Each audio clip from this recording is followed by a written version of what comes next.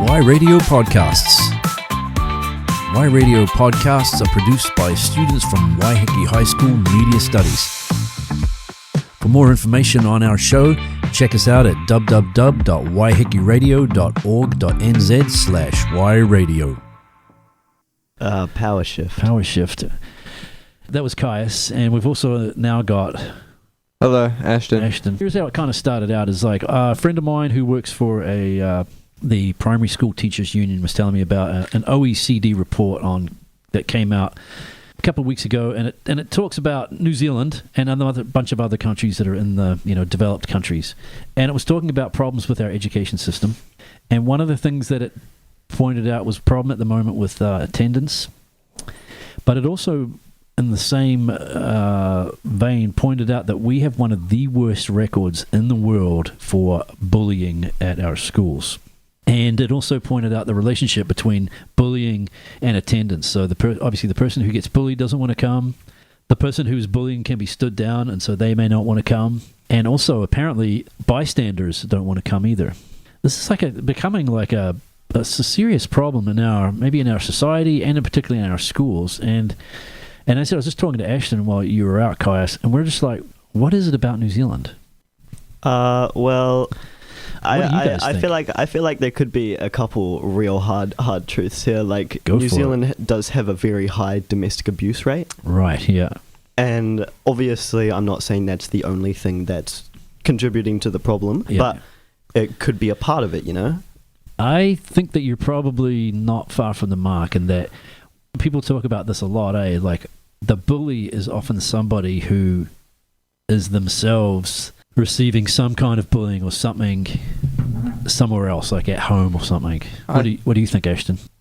I think the whole bullying problem is a lot of different problems. I think it's like a combination of things that happen at home, like Caius was saying, and stuff like young people getting on social media too early, and the damage that lockdown did to the young people's minds. I think lockdown's probably not something that I've thought about a lot, but a lot of people in my year have said that recently younger kids have been a lot more aggressive. And so you're, just for everyone, so Caius in year 13, so you're like 17 or... Yeah, I'm 17. So when you say younger kids, like what are we talking about? Like 12? like 11, 12, 13. Anecdotally, I would agree with you. That would be... If my kind of experience is that the younger kids are kind of in a bit of a neck level. They are, and they went through COVID in that quite crucial time in their development when they were forming their identities, like year 5 and 6 in primary school. Yeah, like just starting to make like good friends and straight into lockdown, and then boom, Fortnite. And TikTok. Yeah. So that kind of goes to your thing, Ashton, is that really... they were already that generation that was born into the internet straight away. Yeah. I think they were just doomed from the beginning, to be honest. Yeah, I don't think the internet is the best place for a kid to grow up. Even me, I was on the internet pretty young for what I thought was pretty young, and that was like 8 is when I first got access to the internet, and all I used it for was watching like YouTube videos. But that's because I didn't have like the things that we have now, so like really like attention grabbing stuff that is made to like practically just milk money out of kids. So what do you think the correlation is between that and being a bully, though? There's a lot of very toxic behavior online. Sure, yeah. An extreme amount. Probably the best example that I can come up with is Instagram reel comments. Right. You could get an Instagram reel about some dude who's talking about how he's clean from meth for like 120 days, and all the comments will just be "smoke again, never quit." Yeah, things like that. Like it's a very toxic. So it's kind of normalized to say things that you may not say in person, or that it's kind of normalized. It's okay to be mean or something. Yeah. Because it's seen as like funny, and then those kids who have very young, soft, squishy minds, very easily moldable, see that as okay. It's interesting. Like there's that. There's the governor of Florida just signed a bill that's supposed to ban social media use for kids. I did see that. I've now saw how that. how you police this, I don't know. I mean, Yeah, but I think other countries do also have major problems at the moment with their young people being aggressive and bullying problems. I don't think it is just like a New Zealand thing. I think it's like a whole society thing. Is everyone's like that now? I think you can also see that a lot online, because you'll see much younger kids doing like, you know, Right. like public pranking videos or whatever, Yeah, and yeah, they're like 11 or 12, Yeah. and they're over here like walking past people, grabbing their food, like while Right, they're right. eating out somewhere, Yeah. and like things like that. So you can definitely see that more younger people are doing stuff like that online. so what do we do? I don't know. Come on, man, you guys got the answers. We don't have the answers. I mean, because it's funny, like I was talking to this woman about something at our school, and she actually said something. She said to me, "Aren't you trained in this?" And to be honest, like I actually laughed at her. The public perception is that it's something that I have to do, that I'm supposed to be trained until I deal with bullies, and I've got some magical wand to like why can't you just deal with the bullies at school? I think there's a perception in some parts of society that it's a school problem. I think that's definitely true. I mean, like, I feel like there are parts where there's nothing a school can really do about it, because you can suspend a kid, and that stops it for 3 days, and then the kid's back at school and just doing it again, or doing it without people being able to see it. Yeah. And if them bullying someone does stem from stuff that happens at home, sending them home for 3 days is probably not the best thing to do. Good point. You've actually just made it worse. Yeah. So it's just like kind of just like a loop of kids getting bullied and then getting suspended and then bullying some more, and then it just becomes the point where it's just like everyone's bullying each other. What about these programs that come through school that are like, you know, be a good bystander and do all that kind of stuff? Is that, do you think that's... I think you can say it as much as you want, but I don't think, like, especially since this is a problem with younger people, they're much more likely just to not say anything. It's not cool, Mrs. Simpson, to be a bystander. It's not cool. It's not cool to snitch. It's not cool to snitch. That's definitely a kind of a cultural thing that we have too. It's like about not snitching.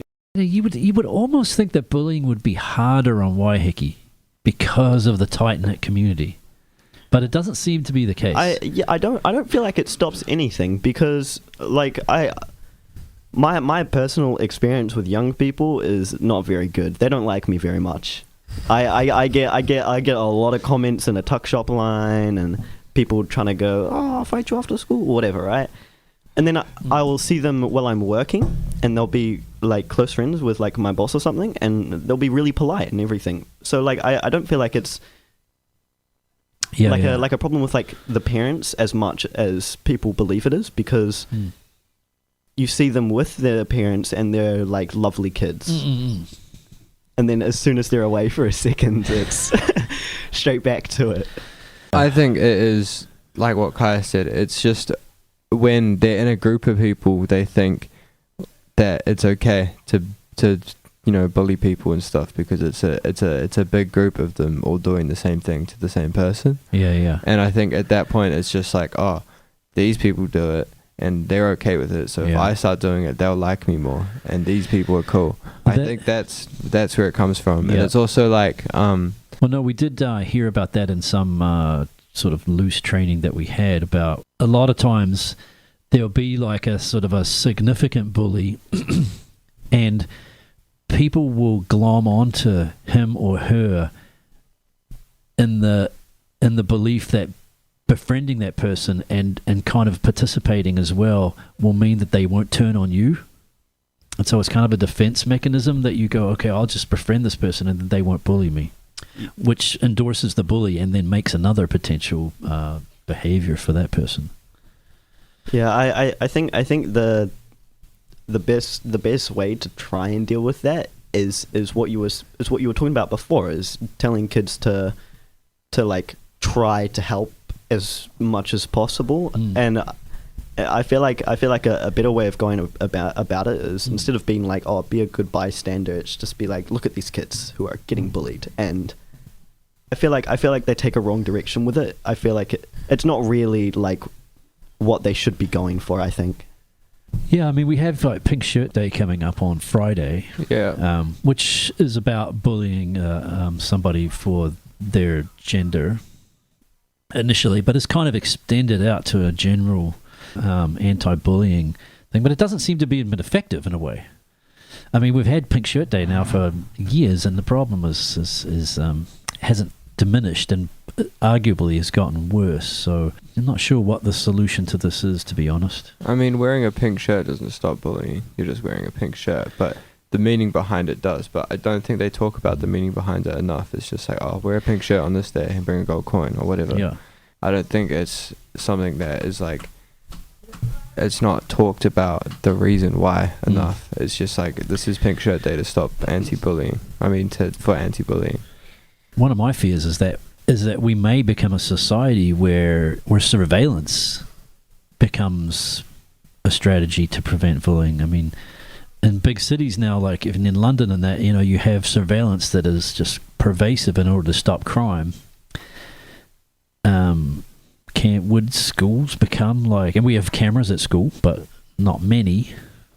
But could surveillance, that's my kind of fear, is that we don't actually know how to do this. Maybe we just surveil everybody. Yeah, but then it's kind of just a bit prison-like. It is. It's totally prison-like. Yeah, I'm not endorsing that, but I don't want it. We shouldn't have to go down there. But you can see societies where that starts to happen, now we're monitoring all social media. I know there's small towns in Australia where there's not that many police, but they have these trailers that they bring in that have lots of cameras and speakers on them, and if you're like, they see you doing a crime, a siren will go, and then they'll tell you to stop doing the crime through the speakers. Wow. Instead of there actually being a police officer there. It's like a yeah. It's like, it's out like in the middle of nowhere in Australia. I feel like that's a cool policing strategy. Maybe, yeah. But like, I mean, I know our school has an anonymous form on the website where people can report bullying. Did you know that? No. Nope, didn't know that. Okay, that's interesting. I've never heard about that ever. Not once. If you go to the website, there is a form on it that you can anonymously report bullying or incidents that you see. But how does the school use that then? Do they go, like, is it just that just goes, oh, this person's getting reports, we have to watch them closer? I think so, probably. Is that how it works? Yeah. I don't actually know where it goes after I just know it's on the site. I feel like it'd be good if more of the school knew about that. Well, that's interesting. Maybe we should do that. Hey, if you're listening to the podcast, there's an anonymous report form on the front page of Waiheke High School website. Anyone, I think we should probably wrap up. We've got a couple minutes. Yeah. Oh, we've got 30 seconds. Yeah, okay. We better get out of here.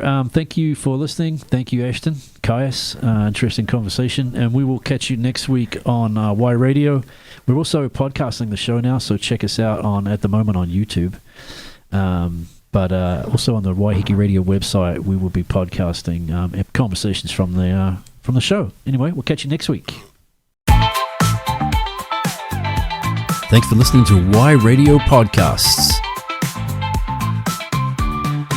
Subscribe to us on your favorite podcasting app and check us out online at www.waihekeradio.org.nz/yradio.